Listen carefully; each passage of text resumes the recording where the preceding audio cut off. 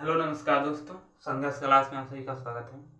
आइए आज हम पढ़ने वाले हैं न्यूटन की गति के नियम। आइए हम जानते हैं न्यूटन की गति के नियम। तो आइए हम जानते हैं 1886 ईस्वी में ब्रिटिश वैज्ञानिक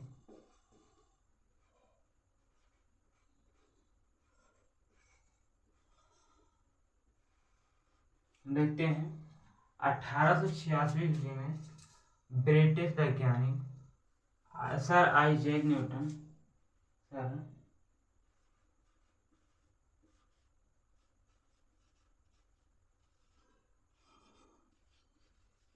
आइजैक न्यूटन 1886 में ब्रिटिश वैज्ञानिक सर आइजैक न्यूटन ने तीन नियम बताए जिन्हें हम लोग न्यूटन के गति नियम के बारे में जानते हैं, जिसे हम लोग न्यूटन के गति नियम कहते हैं। आइए हम जानते हैं सर आइजैक न्यूटन ने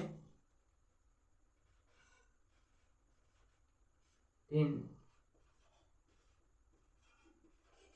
नियम बताए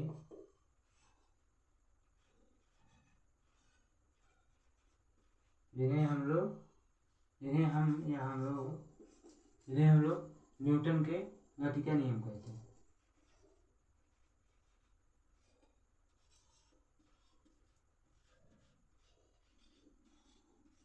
न्यूटन की गति का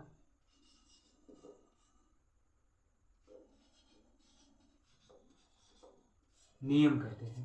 हम देखते हैं 1886 में ब्रिटिश वैज्ञानिक सर आइजैक न्यूटन ने तीन नियम बताए जिन्हें हम लोग न्यूटन की गति का नियम कहते हैं। आइए हम लोग देखते हैं पहला नियम है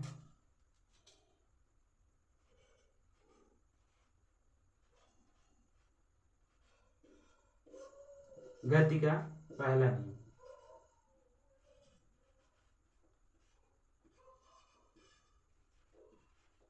गति का पहला नियम है जिसे हम लोग जड़त्व का नियम भी कहते हैं। जड़त्व का नियम न्यूटन का पहला नियम है जिसे हम लोग जड़त्व का नियम कहते हैं। दूसरा नियम है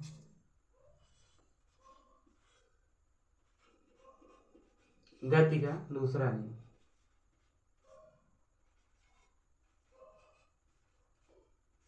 गति का दूसरा नियम गति का दूसरा नियम है जिसे हम लोग संवेग का नियम कहते हैं। संवेग का नियम। तीसरा है गति का तीसरा नियम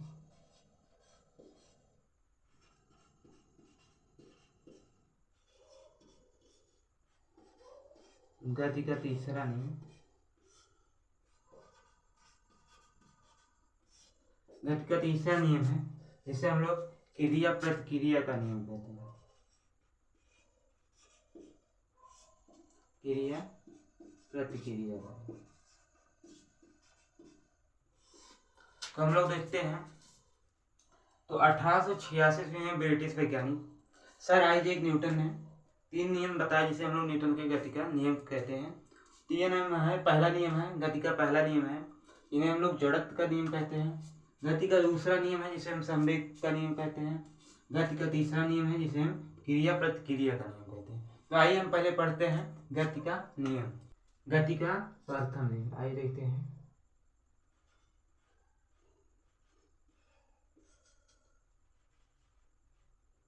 गति का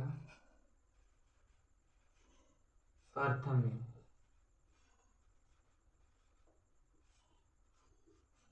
तो हमारा गति का प्रथम नियम है जब कोई वस्तु गति अवस्था में है तो वह गति अवस्था में ही रहेगा। यदि कोई वस्तु विरामावस्था में है तो वह विरामा ही अवस्था में रहेगा जब तक उस पर कोई बाह्य बल न लगाया जाए। देखते हैं यदि कोई वस्तु गति अवस्था में है, वह गति अवस्था में ही रहेगा। गति अवस्था में है तो गति अवस्था में रहेगा। यदि कोई वस्तु गति अवस्था में है तो गति अवस्था में रहेगा।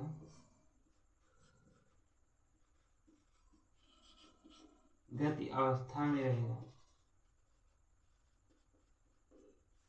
यदि कोई वस्तु विरामावस्था में है,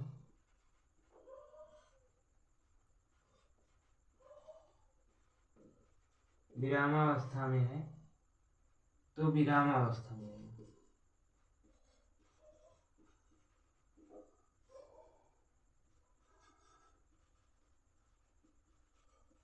विरामावस्था में रहेगा जब तक उस पर कोई बल, बाह्य बल न लगाया जाए। जब तक उस पर बाह्य बल न लगाया जाए।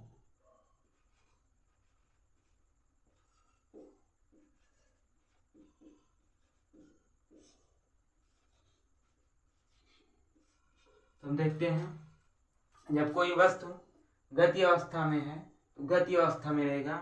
यदि कोई वस्तु विरामावस्था में है तो विरामावस्था में रहेगा जब तक उस पर कोई बाह्य बल न लगाया।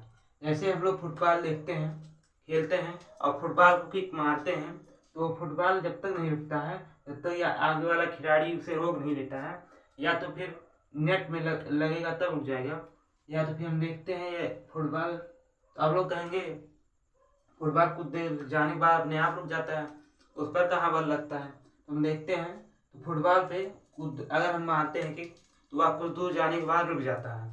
क्यों रुक जाता है? क्योंकि उस पर गुरुत्वाकर्षण बल लगता है और वायु दाब लगता है। इसी प्रकार अगर कोई भी वस्तु है, अगर उस पर कोई बल दाब नहीं लग रहा है, मान लो एक ट्रेन है, उस पर बल नहीं लग रहा है, न गुरुत्वाकर्षण बल न वायु दाब बल, वह अगर यहाँ से 300 किलोमीटर की स्पीड से छोड़ा जाए तो वह 300 किलोमीटर की स्पीड से चलता रहेगा।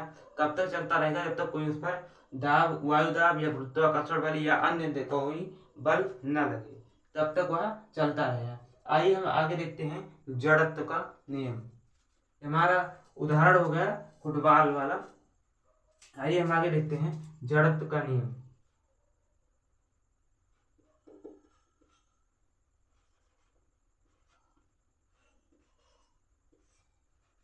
जड़त्व का नियम। जड़त्व का क्या नियम है? तो जड़त्व का हमारा यह नियम है, गति के प्रथम नियम को ही जड़त्व का नियम कहते हैं। तो इसमें क्या है जड़त्व के नियम में? यदि कोई वस्तु गति अवस्था में है और या यदि कोई वस्तु विरामावस्था में है तो वह गति से विरामावस्था में या विरामा से गति अवस्था में जाने का विरोध करता हो या परिवर्तन होने का विरोध करता हो, उसे हम जड़त्व का नियम कहते हैं। आइए देखते हैं, यदि कोई वस्तु गति अवस्था में हो,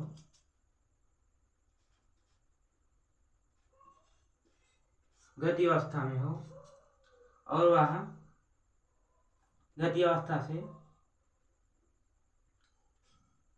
यदि कोई वस्तु गति अवस्था में हो तो वह गति अवस्था में रहेगा। यदि कोई वस्तु विरामावस्था में है तो वह विरामावस्था में रहेगा। लेकिन यदि गति अवस्था में है और विरामावस्था में जाने का विरोध करता है, उसे हम जड़त्व का नियम कहते हैं। यदि कोई वस्तु गति अवस्था से, यदि कोई वस्तु गति अवस्था से विरामावस्था में, विरामावस्था में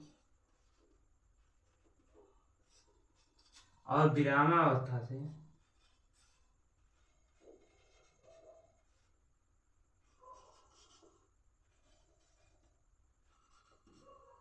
विरामावस्था से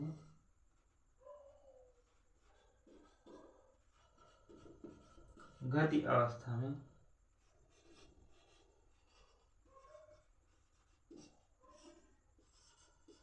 में जाने का विरोध करता है, जाने का विरोध करता हो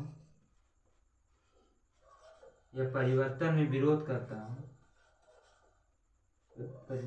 विरोध करता है, उसे हम जड़त्व का नियम कहते हैं। यदि कोई गति अवस्था में, गति अवस्था से विरामावस्था में या विरामावस्था से गति अवस्था में जाने का विरोध उत्पन्न करता है या परिवर्तन में विरोध उत्पन्न करता है, तो उसे हम जड़त्व का नियम कहते हैं। आइए हम आगे देखते, इसका उदाहरण देख लेते हैं।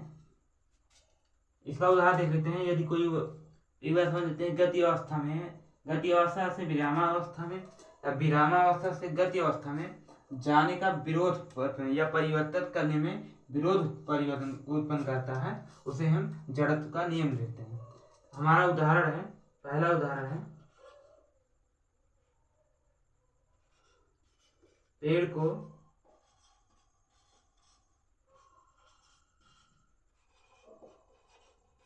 हिलाने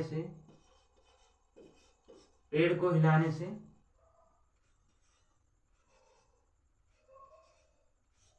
फल का नीचे गिरना,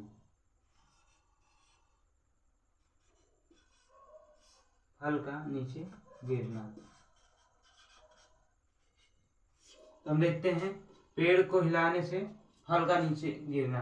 तो जब लोग हम पेड़ को हिलाते हैं तो उसकी टहनियाँ गति अवस्था में हो जाती है, लेकिन जो फल रहता है वह विरामावस्था में रह जाता है, इसलिए फल पेड़ से नीचे गिर जाते हैं। जब हम लोग पेड़ को हिलाते हैं और उसकी टहनियाँ गति अवस्था में हो जाती है, लेकिन फल जो होता है वो विरामावस्था में ही रह जाता है, इसलिए वह नीचे गिर जाता है। अगला हम उदाहरण देख लेते हैं।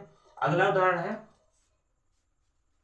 हमारा उदाहरण है, कांच को पत्थर से जब मारते हैं, हम देखते हैं जब कांच को हम पत्थर से मारते हैं तो पूरा कांच फोड़ जाता है, लेकिन कांच में जब गोली लगती है तो वह छेद होकर निकल जाता है। यह इसलिए होता है कि जब गोली लगता है तो गोली की स्पीड बहुत तेज होती है, तो वह तेज होने के कारण वह उतने ही भाग को गति अवस्था में कर लेता है, बाकी शेष भाग विरामावस्था में रह जाता है। इसलिए जब गोली लगती है तो केवल वहाँ छेद होता है, लेकिन जब पत्थर से मारते हैं तो वो फूट जाता है। आइए हम देखते हैं गति का द्वितीय नियम।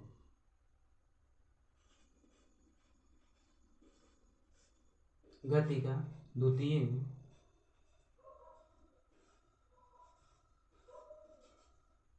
का द्वितीय नियम, जिसे हम लोग संवेग का नियम कहते हैं।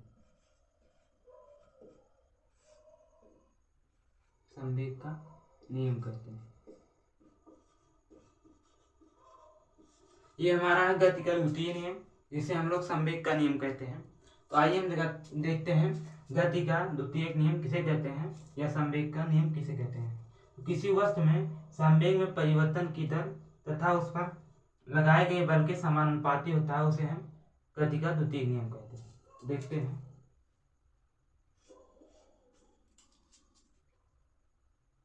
तो किसी वस्तु में संवेग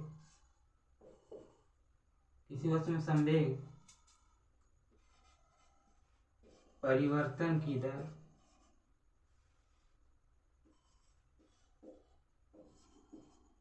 तथा उस पर लगाए गए बल के समानुपाती होता है, उस पर लगाए गए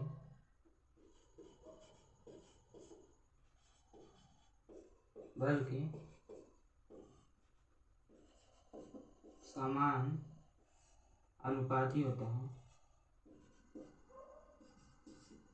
तो हमारा दूसरा नियम यही है, किसी वस्तु के संवेग में परिवर्तन की दर तथा उस पर लगाए गए बल के समानुपाती होता है, उसे हम गति का द्वितीय नियम कहते हैं। तो यहाँ हमारा हो गया संवेग बराबर द्रव्यमान गुणे वेग। यहाँ हमारा हो गया संवेग बराबर द्रव्यमान गुणे वेग।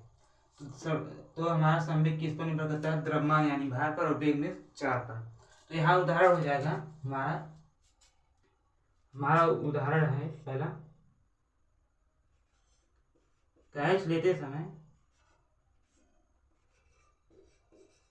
कैच लेते समय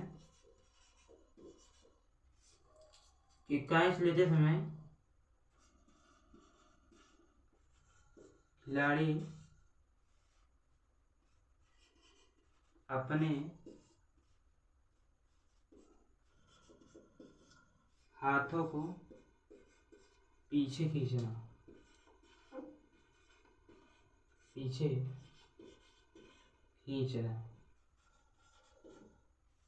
लेते समय खिलाड़ी अपने हाथों को पीछे खींचना। जब कोई खिलाड़ी कैच लेता है तो आप गेंद पकड़ने के बाद अपने हाथों को पीछे की ओर खींचता है ताकि गेंद हाथ से उछले नहीं। क्यों नहीं उछलता? क्योंकि वहाँ संवेग 0 हो जाता है। जब वो गेंद को पकड़कर हाथ को पीछे खींचता है तो वहाँ पर संवेग 0 हो जाता है, जिससे गेंद हाथ में रह जाता है।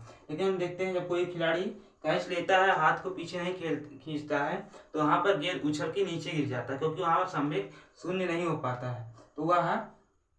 तो जब कैच लेते समय खिलाड़ी अपने हाथों को पीछे खींचता है तो वहां पर संवेग 0 हो जाता है। तो इसलिए वह हाथ में रह जाता है। संवेग किस पर निर्भर करता है? एक तो द्रव्यमान यानी कि उसके भार पर डिपेंड करता है, दूसरा वेग यानी कि चाल पर। आइए हम आगे देखते हैं गति का तृतीय नियम। अगला देखते हैं गति का तृतीय नियम।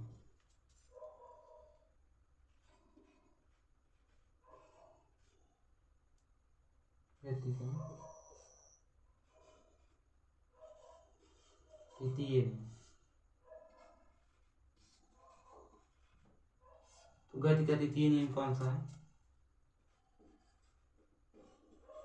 क्रिया प्रतिक्रिया।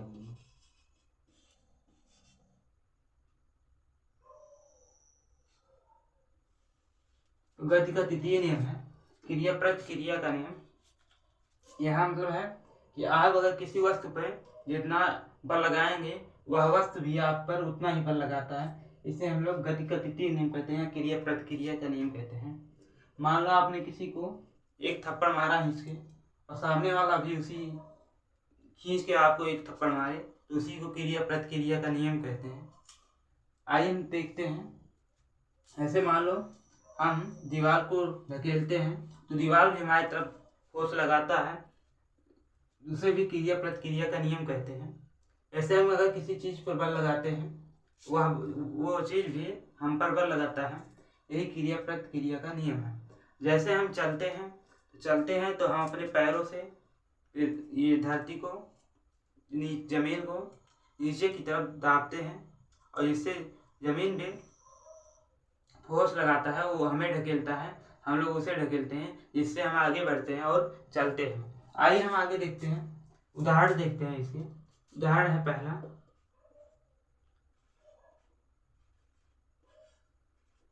रॉकेट का उड़ना।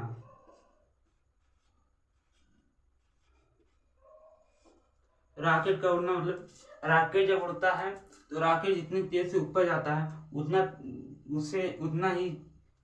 उतना बल नीचे की तरफ लगाता है। जितना बल नीचे की तरफ लगाता है उतने ही बल से ऊपर की ओर उड़ता है।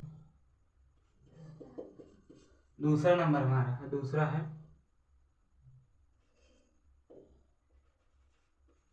बंदूक से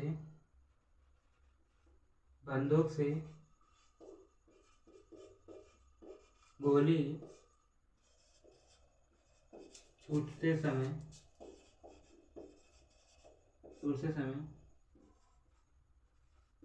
बंदूक पकड़े व्यक्ति को पीछे की ओर झटका खाना। देखते हैं, बंदूक से गोली छूटते समय बंदूक पकड़े व्यक्ति को पीछे की ओर झटका खाना, यानी कि जब कोई व्यक्ति बंदूक लेके चलाता है तो वह कंधे पर लगा के चलाता है, पिस्टल है तो हाथ से चलाता है। तो जब बंदूक की गोली छूटते हैं तो वह आगे जब निकलता है तो जितने वेग से निकलता है उतना पीछे झटका मारता है, जिससे व्यक्ति पीछे की ओर झटका खाता है। इसी को क्रिया प्रतिक्रिया का नियम कहते हैं। आज की क्लास यहीं पर समाप्त करते हैं। क्लास अच्छी लगी हो तो वीडियो को लाइक एवं सब्सक्राइब करें। जय हिंद।